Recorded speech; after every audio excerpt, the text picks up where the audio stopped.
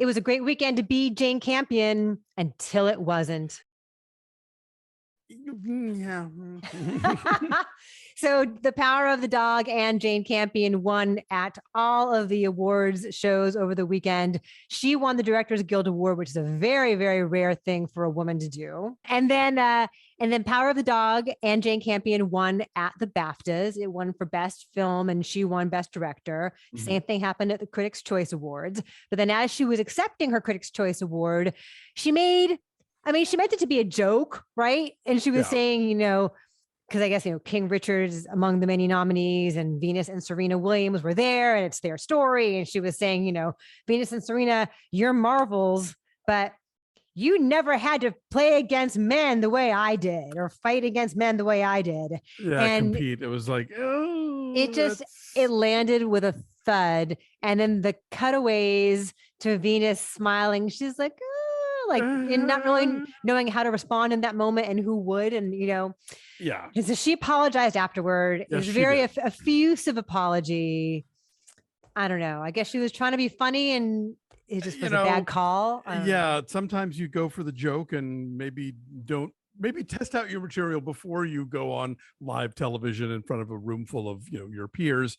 The thing is, like, she had nailed the quip game the day before, right? When she was asked on the red carpet about Sam Elliott and just laid him out flat in a brilliant way, where she said, "He's not a cowboy; he's an actor." Right. He's being a little bit of a bitch. That too, yes. But it was the he's not a cowboy part was the really that was. Yeah. That was between the ribs. But anyway, but she apologized. So, let's move on. Indeed. William Hurt died in the last few days at age 71. Yes. And lots of folks talking about how many incredible roles he would disappear, and he was reliable as a leading man and a character actor alike. And I love how, depending on who's reporting this, it's like Marvel star William Hurt. Yeah, that made me crazy. Although I responded to somebody's tweet about that with, Marvel had a Kiss comic and they have a Spider-Woman comic. So, do the math.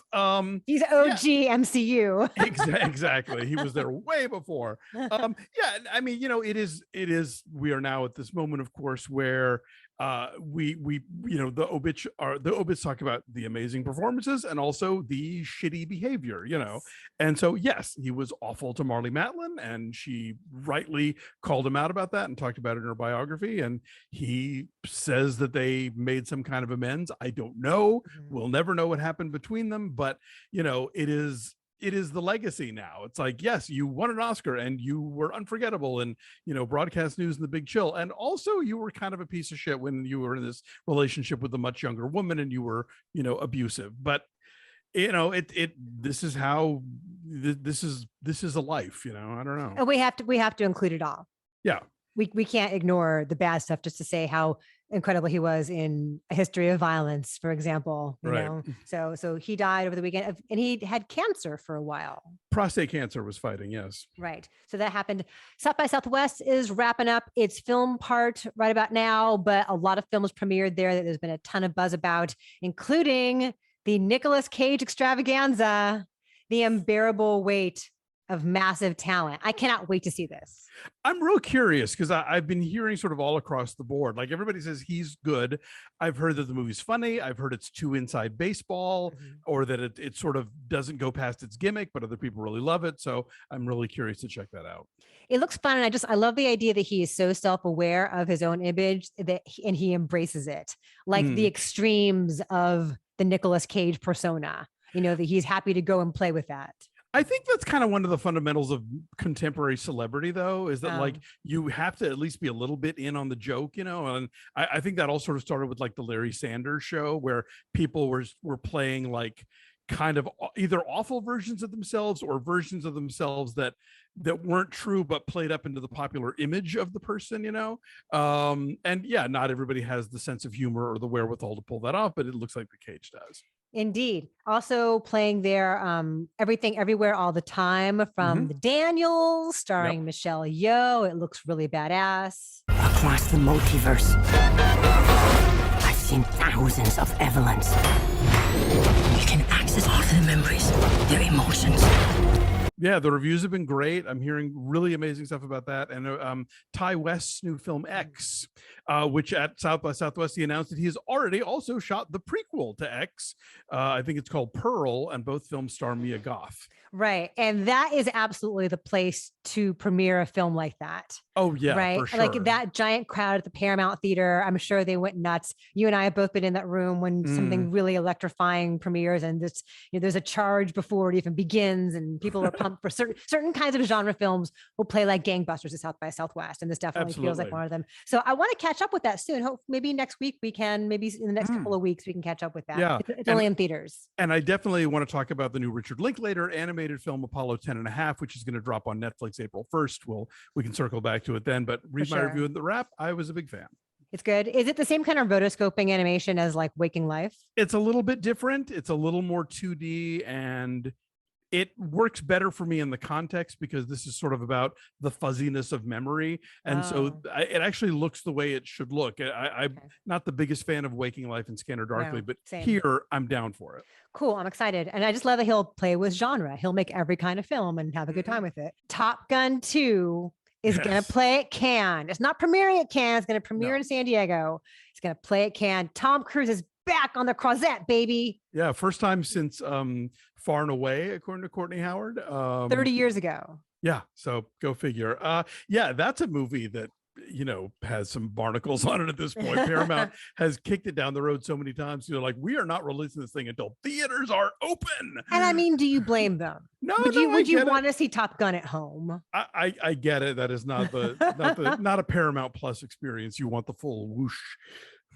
For sure. I want to feel it rumbling in my belly.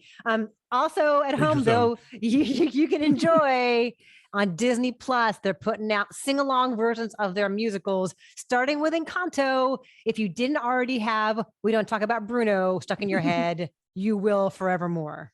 Isn't the sing-along version of something on Disney Plus just turning on the subtitles? Yes, and like a bouncing thing. We don't talk about Bruno. No. Gotcha. Okay. No.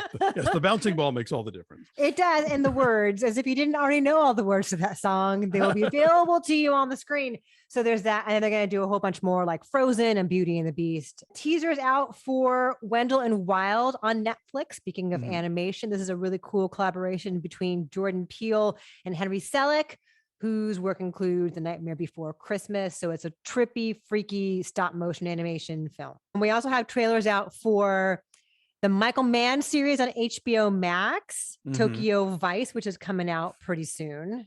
この街の本当の姿を裏の仕組みを知りたいんです。I'm not a big Michael Mann person, and I know a lot of people who are. It's just not my cuppa, but I mean, it'll be interesting to see how his aesthetic for, I guess, Miami Vice, which we're obviously, building off of here, plays in a, contemporary Japanese context. Supposedly, Ansel Elgort is speaking pretty good Japanese. Oh, God. How does he keep getting jobs? What is that about? He grew his hair out and learned to speak Japanese. Come on, he's committed. Also, the Ms. Marvel series trailer came out today. That'll be on Disney Plus starting in June. That looks fun. Yeah, no, I'm looking forward to that. Again, I'm trying not to look at trailers, but the Kamala Khan character has been a lot of fun in the comics, and it'll be curious to see how she makes the leap to TV. Dolly Parton is pulling out of Rock and Roll Hall of Fame consideration because she doesn't want to pull votes away from other people. She's a national treasure. It's very kind of her. It's very sweet. Yeah. But where she talks about how she didn't think she's rock and roll enough. It's like, also in contention this year are Dionne Warwick and Carly Simon. So this is not a hard and fast rule. Like if you have a pop career, which Dolly Parton has, in addition to her country achievements, I think she absolutely qualifies, but a very classy move to be like, you know what? I'm good. Yeah, y'all vote for somebody else. Totally. And Pete Davidson's going into space.